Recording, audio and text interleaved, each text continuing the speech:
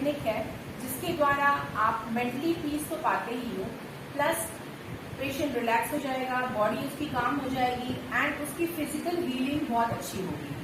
Physical healing अच्छी होगी means आपके ट्रीटमेंट पैटर्न का जो भी रिजल्ट है वो बहुत बेटर तरीके से आपको मिलेगा। सो फिजियोथेरेपी में क्या क्या रिलैक्सेशन टेक्निक है हम डिस्कस करते हैं। फर्स्ट है diaphragmatic breathing exercise. Yes, breathing exercise से पेशेंट रिलैक्स हो जाता है। क्यों? क्योंकि ऑक्सीजन कैपेबिलिटी इंप्रूव होगी पेशेंट की, लंग्स वॉल्यूम इंक्रीज होगा, पेशेंट का एक्सपायरेटरी एफर्ट इंप्रूव होगा, जिसकी वजह से ये बहुत अच्छा टेक्निक माना जाएगा पेशेंट को रिलैक्स करने के लिए। क्या क्या कैसे कर सकते हैं हम इसको, चलिए थोड़ा सा हम डिस्कस करते हैं। सबसे पहले तो ये कि जब आप डायफ्रामेटिक ब्रीदिंग एक्सरसाइज करो, देन आप अपना एक हाथ अपने डायफ्राम पे रखो, ठीक है। Take a deep breath,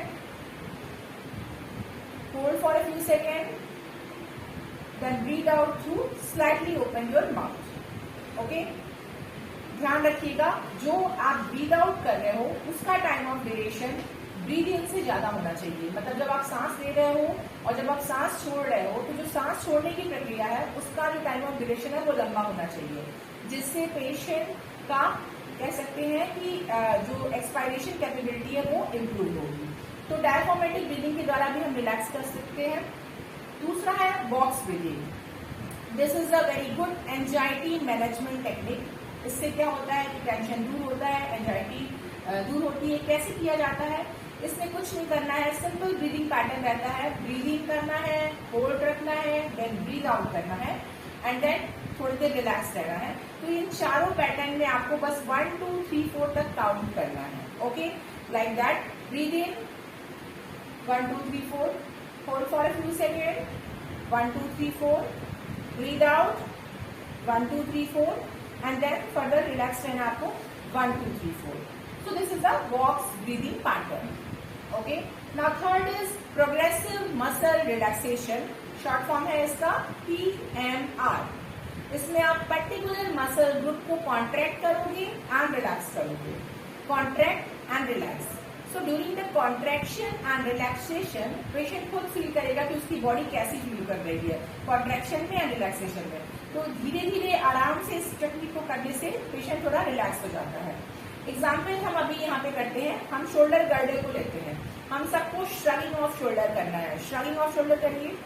yes, hold for a few second, then relax. यहाँ हमारी मसल्स कॉन्ट्रैक्ट हो रही है, रिलैक्स हो रही है। ये टेक्निक आप किसी भी मसल्स ग्रुप पे कर सकते हो। फोर्थ है passive mobilisation, soft tissue relaxation. Yes, slow gentle passive movement से भी पेशेंट रिलैक्स होता है, प्लस उसको पेन में भी रिलीफ मिल सकता है। तो ये भी एक बहुत अच्छी टेक्निक है जिसके द्वारा आप रिलैक्सेशन टेक्निक का इस्तेमाल कर सकते हो। 5 is stretching. Yes, mild stretching करनी आनी चाहिए। सबसे पहले तो क्या करना चाहिए कि अगर पेशेंट आपकी क्लिनिक में आता है, हल्का फुल्का उसको पेन है, देन आप अच्छे से उसको स्ट्रेच करोगे उसके इस एरिया को, तो स्ट्रेचिंग से क्या होगा कि ब्लड सर्कुलेशन इंप्रूव होगा, प्लस पेशेंट को तुरंत का तुरंत वहां पे पेन में रिलीफ भी मिलेगा, प्लस मसल्स की स्ट्रेंथनिंग एंड लेंथनिंग भी इंप्रूव होती है। तो स्ट्रेचिंग भी बहुत अच्छी टेक्निक मानी जाती है। 6 is posture. Yes, good posture is very necessary for relaxation. Posture अच्छा है, पेशेंट रिलैक्स है, देन बहुत अच्छी बात है। अब ये डिपेंड करता है कि पेशेंट किस क्लिनिकल कंडीशन में आपके पास आ रहा है, उस क्लिनिकल कंडीशन के अकॉर्डिंग आप कौन सा किस पोस्चर में उसको रख रहे हो जिससे वो रिलैक्स है। जब आप उसको उसका गुड पोस्चर में रखते हो, देन उसके बाद आप अपना ट्रीटमेंट पैटर्न उस पर अप्लाई कर सकते हो। तो ये तो हुई कुछ फिजियोथेरेपी टेक्निक, रिलैक्सेशन टेक्निक के द्वारा जिससे हम पेशेंट को रिलैक्स कर रहे हैं। अब हम बात करते हैं कि बॉडी पे क्या इफेक्ट पड़ रहा है इस टेक्निक का। तो बॉडी पे ये इफेक्ट पड़ता है कि पैरासिम्पैथेटिक मोड एक्टिवेट हो जाता है पेशेंट का।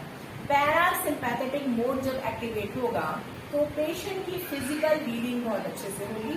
फिजिकल हीलिंग अच्छी से होगी तो अभी हम लोग डिस्कस किए कि ट्रीटमेंट रिजल्ट आपको बहुत बेटर तरीके से मिलेगा।